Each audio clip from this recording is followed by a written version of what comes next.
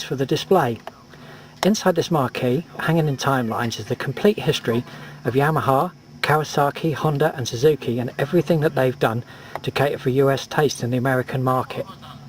And this will be the centerpiece of the display, with all of our bikes outside as examples of those particular machines.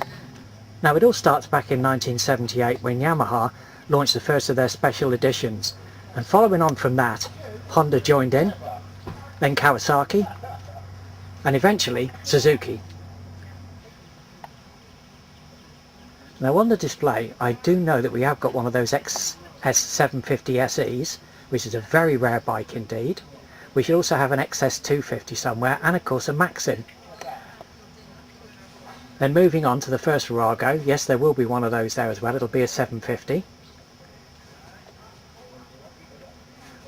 I would actually like to get some of those Kawasaki LTDs. You do see them around, but I haven't actually come across anybody yet that owns one, but I'm still looking. That's another one that I would like to get. That's the Honda Magna, and I am surprised that I haven't been able to come across one of those yet.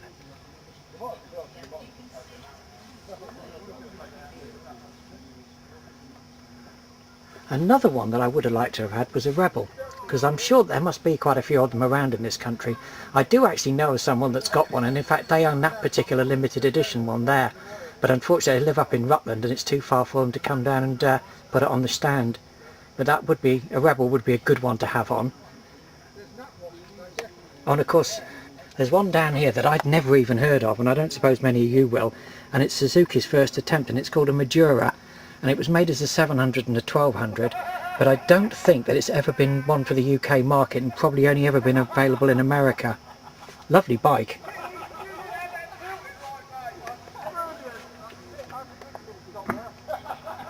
Now that's one that I thought I might have been able to find. It's a Suzuki Savage, and it's a 600 single, and they still make it today, so it's been in production for about 30 years, but I don't think, you know, again, that you can actually get them in the UK, so it would have to be a US one.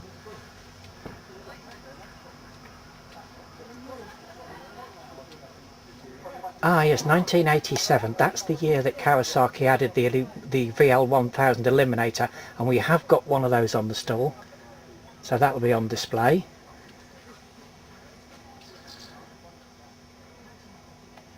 Again, I'm rather short on Hondas. I thought I would have come across more Hondas, particularly the Shadows, because I thought that there were more Shadows around, but again, it's another bike that I haven't come across.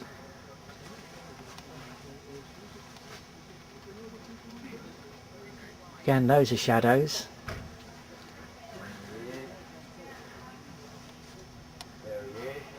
Now of course we've got Vulcans, and the VRA should be able to supply with, you know, all the ones of those that we need. Ah, and then 96 of course, not only is it the first Star motorcycle, but that's when the Valkyrie was first launched, and I know that the Valkyrie Club can cover all the models that we need of those. Again, the Dragstar, yeah, we've got an early Dragstar.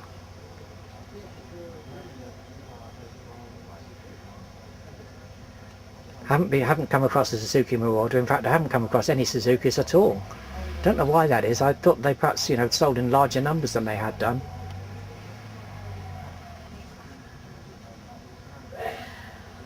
Again, there's a couple of Honda Shadows there, nice bikes. I did know somebody that owned a Shadow Aero once, but I've lost touch with them, and whether or not they've still got it anywhere, I don't know.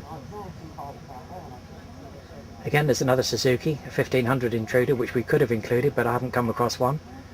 And then this is then our final cut-off year, which is 99, because beyond that none of the bikes are actually classed as classic. So that's where the display will actually end in terms of bikes that I'll be using as examples. But of course I've done the history right the way through to modern date, so you can see what happened from 2000 onwards when Honda first launched the Sabre. The Volusia was then launched by Suzuki, then of course you get things like the Warrior, and then the VTX Hondas, more Vulcans, and in 2013 of course Honda made the Rune,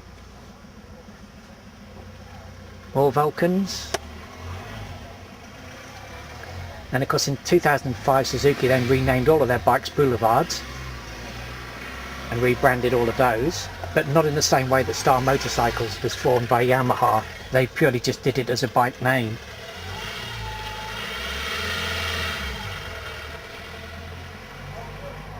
God, and that's an odd looking bike.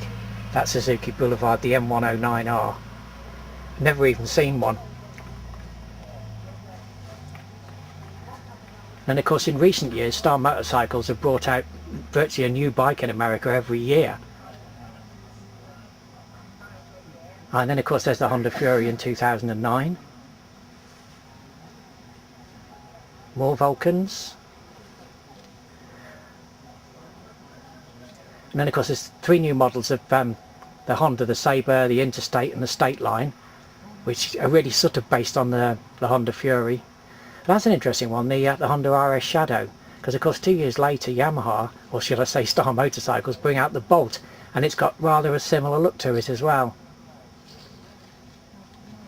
And now of course the Star Motorcycles with the Raiders, and there are the Bolts, and there, ending 2013, is the new Honda Valkyrie.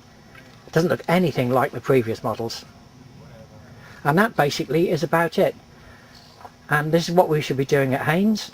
And as I say, along with all the bikes out the front, should be a cracking good display. Hope you enjoy it.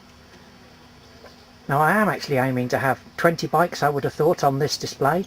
And then on top of that, of course, there'll all be your individual owners club stands as well to add to it.